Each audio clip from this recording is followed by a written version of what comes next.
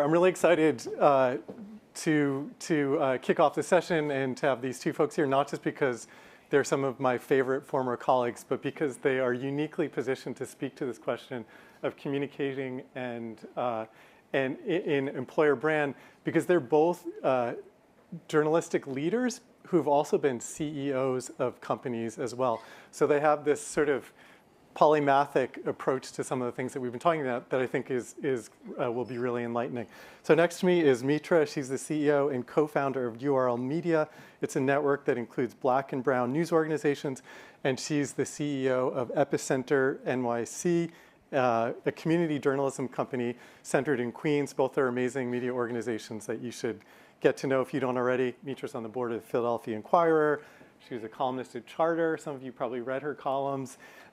Senior roles at CNN Digital, LA Times, Wall Street Journal, Quartz, Washington Post. And Mitra is the media executive who thinks most clearly about talent and has built an unparalleled network and practices around talent that I've learned enormously from. So thank you for being here, Mitra. And then next to her is Alan Murray. He's the founding president of the Wall Street Journal Leadership Institute, and which is about peer-to-peer learning for executives. They have the WSA CEO Council, other networks. They've announced recently a CHRO Council is coming next year. Alan was the editor-in-chief and CEO of Fortune, chief content officer of Time Inc., president of Pew Research, a longtime Wall Street Journal editor, author of 5 books. I couldn't remember there are 5. I know at least 2 or 3 of them. I'll give you a refresher course. Okay, thank you. Some of you read his CEO daily newsletter when he was at Fortune, and I would argue that Alan is the journalist most plugged into the C-suite in corporate America. So we're going to kick it off by referring to one of your books, Alan. You wrote in your 2020 book, Tomorrow's Capitalist, that the main challenge of the modern leader is less about husbanding physical and financial resources and more about attracting the very best talent and giving that talent an environment that ensures they provide their best work efforts. How do you see a company's employer brand connected to that? Oh, totally. So I think I have the distinction of being not just the oldest person on the panel, but one of the older people in the room. So let me start with a little bit of history. You're not turning 40 next year? No, I'm not. I'm not. So I'll give a little bit of history. First, on the point about the importance of people. There was a study done that looked at the balance sheets of big companies in the 1970s and then again today. If you did that exercise in the 1970s and say, from the balance sheets, where is the value coming from in this company? More than 80% of the value was tied to physical stuff. Do you have the plants? Do you have the equipment? Do you have inventory on the shelves, oil in the ground? You do the same exercise today, and more than 85% of the value is intangibles. It's intellectual property. It's the connection to people. It's stuff that's much more tied to humans. So companies have to be more human. It's a profound change in how they create value. And then the other piece is the decision-making and information flow. 50 years ago, companies were like information hierarchies. All the information went up the chain. The CEO, the C-suite would sit down and do a strategy, and then they would communicate orders back down the chain. All of you know that's not the way companies work today. I mean, first of all, information flows multi-directionally. Second, things move way too fast. You can't wait for the people in the C-suite to tell you what to do. And to get to your question, I'm sorry, that was a little bit of a long wind-up. But to get to your question, that's dramatically changed the jobs of the people at the top. Their jobs are much less about telling people what to do and much more about telling the story, telling the, creating the vision, creating the direction, creating the sense of purpose and the guardrails. So it's a profound change in the way big companies are run. And if they don't do that, there's a vacuum which creates problems. I want to come back to your thoughts on who are some of the leaders who are doing that well. Mitra, what role do you see narrative and storytelling playing in employer brand? And can you think of any examples from your own companies or others? Yeah, it's a great question. So I'll talk out of both sides of my mouth, like a classic CEO, and sort of say, on the one hand, narrative is everything, right? It's sort of why you stay in an organization. It's what you project to your customers, to your clients, to prospects. On the other hand, I get asked all the time by often companies turning to us for media, advertising, marketing campaigns, I need help fixing my narrative, right? And oftentimes, the narrative is not the problem. you are the problem, right? Or the work culture might be the problem. And so I think narrative is everything, and yet the underpinning of your company, the culture, the product, that is an assertion of the substance, right? And so I do find myself kind of pinning down, and you'll see a lot of companies and nonprofits especially are hiring, directors of narrative change, for example. Oh no. Yeah, it's a thing. It's a real thing. And sometimes I look at that and I think the very systems might be the problem, right? It's not just the narrative. And so I would just caution that that we kind of lean into substance. For your example around, for your ask of examples, so URL runs a recruitment arm, and we work with companies across the sector. It started out in media, but we work with a number of media companies, nonprofits, public media as well. I would say the folks who are treating their hiring of talent as though they're working with you before you even say yes are the best examples, meaning you send an email, you get a response. You know where you are in a process, right? So there's a transparency around your candidacy that you hope will apply to your role as an employee. That is actually where we see people also falling down the most, right? Often we're hired because they can't manage that process, and yet there's nothing like hearing from your manager throughout a process. And just one other example that I'll give you concretely is a global example. There's a company in India called HCL, and the former CEO, Vineet Nair, wrote a book called Employees First, Customers Second, which is just a revolutionary construct, especially if you're a CEO always worried about your revenue, right? And he felt like by putting employees first, everything else will follow, right? My sales will follow. I'm going to train my employees in kind of being the brand ambassadors for this software services company in India. And I just thought that construct, employees first, customers second, is something I try to project in this climate of being revenue challenged and constant change, and what is Google's latest algorithm to screw me over this morning, it's very hard. But I want to just acknowledge, like, I'm trying, and yet, and it's hard. And Jamie, that connects to what Jamie from Edelman said this morning, that people sometimes fast forward or skip over to customers and don't think about employees. Alan, I want to ask you, you've interviewed like hundreds, maybe even more CEOs. Is there a leader who stands out for you in terms of how they communicate the narrative that you were talking about, and what made them effective? There's so many examples because it's become so important, but the one I'll give, because I think it'll resonate with you, is, Microsoft today is one of the 5 most important companies in the world, right? I think if anyone had asked you or me 15 years ago, would Microsoft be one of the 5 most important companies in the world in 15 years, we would have said flat out, no way. Yeah. It had completely missed the mobile transition. It seemed to be kind of stuck in its old ways. I remember going there for their CEO event shortly after the iPad came out. And CEOs adopted the iPad pretty quickly after it came out. So we all showed up with our iPads.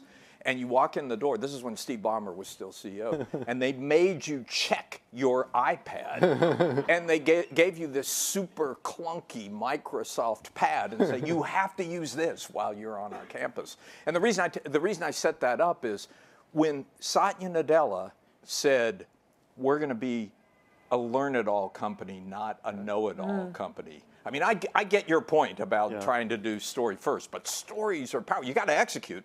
There's got to be substance behind them.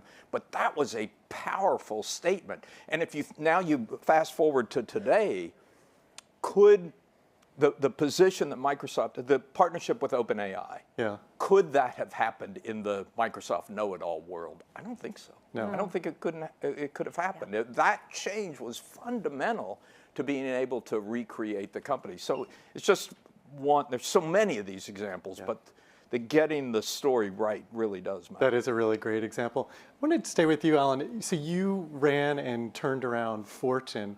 Can you just reflect for a second on any ways in which you used storytelling as part of that transformation? Storytelling was huge. Fortune, first of all media has been through 25 years of hell, right? As all the traditional advertising has just been on a slide since the year 2000. But it was harder for smaller companies because you have to make a name for yourself. And I don't attribute this to brilliance, but I was around the time I took the job, I was hearing something very different from the CEO of large companies that's similar to what you were saying about how they run companies. That they began to realize how important purpose and storytelling was to the way they did their jobs. And so they were talking much more about things like the environment and diversity and social goals, because that was a way to activate their employees and activate their customers, both. And so we made a decision early on. This is where the world is going. We're going to double down on that. We took 1,000 CEOs to the Vatican in the year 2016. It was one of the coolest moments of my life. We spent a whole day, and these were big company CEOs like Siemens and IBM, and we spent a whole day talking about what can these companies do with all their power to help address some of the social problems that Pope Francis has been focused on. And they came up with a lot of cool projects, some of which actually got executed, translated into Italian, sent it over to the Vatican that night. Next morning, we got them all up at 6 o'clock, put them on a bus. They had an hour and a half in the Sistine Chapel before the public came in. Several of them complained about the fact that the line at the cappuccino bar was too long. Look up and get over it. And then Pope Francis came in, and he had initially they'd said he'd do a 5-minute greeting and leave, but he had read the stuff that they had done overnight, and he realized this group of people has the power to do good in the world, and stayed for like an hour and a half, greeted each one of them individually. Anyway, that became kind of a definitional moment for us, that there's something going on here that's different in the way you energize these big companies. And so we doubled down on that, and I would say many of our biggest partnerships subsequently came because of that. And I'm emotional sure you attracted connection. talent too, as people too, yeah. Mitra, so you've done newsroom transformations, you've started companies from scratch. A lot of it has been mission-driven, and in part to serve underrepresented communities or elevate underrepresented communities in the dialogue. What is the kind of hardest part, or what's the key around mission, as Alan was talking about, and especially in the context of trying to genuinely serve and elevate and represent? I'll be honest about this, and I bet I share this with many of you. It's what we pay people. I had a conversation last week. One of our interns/contractors got a full-time job offer. This is probably common for many of us. Called me, didn't know what to do. And it wasn't just wanting a counteroffer, it was also just thinking through. And the offer was for $55,000 in a newsroom in the tri-state area. $55,000 is what I made when I entered journalism more than 25 years ago. And so the economics of this, from the perspective of uplifting underrepresented communities, but also just any community, anybody, right, are against us, right? And so when you, as I have, set out to run a largely BIPOC media organization, some of it is that, we're already a fragile model, but our people also come with mental health issues in their family, or addiction issues, or caregiving. For many of them, this is their first time kind of white-collar work job, right? And so it's not just about the journalism, it's how you might show up on a Zoom call, or how you dial into a Zoom call. And so for the summer interns, I don't take that for granted, right? Now, there's a meta element of this, Kevin, which is those are the communities we're serving. And so for me, the internal being the external, especially in narrative, is, if we're solving this for our internal team, what lessons can we project from a careers perspective to the communities that we're serving? But that is really, really hard. And for some companies, you just heard this on the previous panel, we talk about the coffee bar or the pool tables or whatever in the company, and I'm like, I want people to be able to buy a home, or at least rent a home in New York City, or afford this, and it just feels much more table stakes to be a part of this economy. Yeah, that's great. Alan, part of the part of it, you're talking about purpose, the context in which you're doing that at Fortune, and in your book, you talked about the importance of putting purpose, your 2022 book, ahead of profits. The context has actually changed. How is it different, I think, in terms of the current political moment and the discussion around that? DEI is obviously like a kind of a particularly hot button area. How would you suggest that business leaders approach purpose in this moment? The context has obviously changed dramatically. Like, nobody wants to talk about DEI. Everybody's scrubbing the books. Nobody wants to talk about climate. But what's interesting is if you talk to the best CEOs, their thinking about this hasn't changed. They had done the hard work to say, how does my purpose tie into value creation? And everything I do is going to tie into value creation. And if diversity was a goal, it was a goal because it was important to do, to have the spirit of, it was what you were talking about, have the spirit of innovation and the breadth of outlook to create more value. I think those companies are still doing it. There were, I can't tell you what percentage of big companies were on one side of the divide I'm about to describe, but there were some companies that were doing it because they understood that if you care about long-term value creation, you have to do it. They're still doing it. Yeah. They're not talking about it as much. They're still doing it. Totally. There was another group of companies that were doing it because it kind of seemed like the cool thing to do at the time. Everybody was telling you to do it. It was purpose washing. It was greenwashing. Well, nobody purpose washes or greenwashes anymore because you don't get credit for it. You get slammed for it. Yeah. So I think there has been a change, but it's kind of washed out the people who weren't really true believers and fortified the people who said, we have to tie this to value creation. I love reading the CEO comments that you highlight in your newsletters, because it's very much that divide. You have people who are really unhappy with this idea that you'd put purpose ahead of profit because they're beholden to shareholders, and then other people. So it's interesting to hear the temperature. I wonder, in the context of communication and narrative, like we're talking about leader shaping employer brand and things like that, and Alan referred to the changing context at the very beginning, which is that there's Glassdoor, there's Slack leaks, there's viral LinkedIn posts. How much do leaders really control their employer brand story these days, and what's a good way to think about that, Mitra? I don't think you do. I mean, first of all, you're not in charge of your narrative as much as you kind of are trying to get in front of it. Your employees are, your customers are, and so I am dismayed. Now, that being said, there are behavioral and cultural aspects of kind of what I call like people acting out right now off of the Slack groups and things like that are, agendas against you or kind of used in pretty vicious ways. And I'm really concerned about this because I've wondered, and this might be the luxury of running a small organization, right? I've come from kind of running teams of hundreds to now, having a few dozen on the team. So we can be very upfront about how damaging that is to brands as we watch it go on in front of us. And so I think some of that vulnerability with which it hurts the brand, but also kind of getting in front of it before. I think one area that probably all of us have cringed is the way layoffs are covered in the media, right? For example, now, one of the best things we can do in training mid-level managers is force them to do a layoff, is to have them understand how this works. And it's like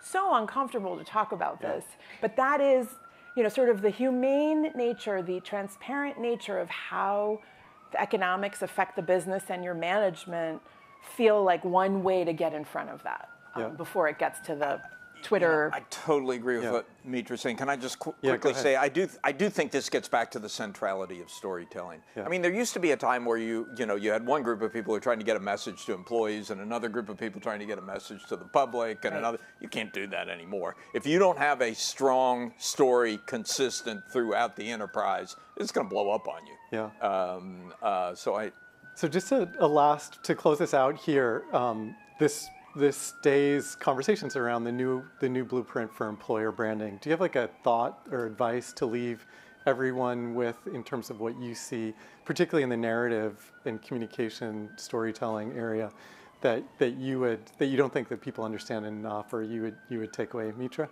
Your press releases suck. I mean, we got to rethink the press release, right? Meaning it's not one thing, but what I try to do when I have talent, right? Sort of this talent as an assertion of our brand and our mission. is to do Q&As. Like when you're announcing a new hire, that's an assertion of your brand. It's a moment to capture what someone stands for. And so I try to do Q&As. Statements around current events, I'm not really a big fan of them because, you know, you might say, you know, Black Lives Matter, and then I go to your website and I don't see any black faces in your corporate leadership. Like that's dissonance. Yeah. But, you know, maybe you sponsor a march in the gay parade. You don't say anything about it, but people take pictures of. There's an assertion that other people are picking up on. And so I would say the press release and also statements and kind of new ways to get out there. Just one concrete very example. quickly, simple, clear, consistent, authentic.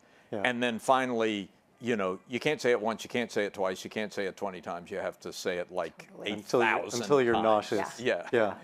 Thank you so much. So Mitra is from Epicenter, URL Media, Alan from the Wall Street Journal Leadership Institute. This was awesome. Thank you. Thank you. Thank you.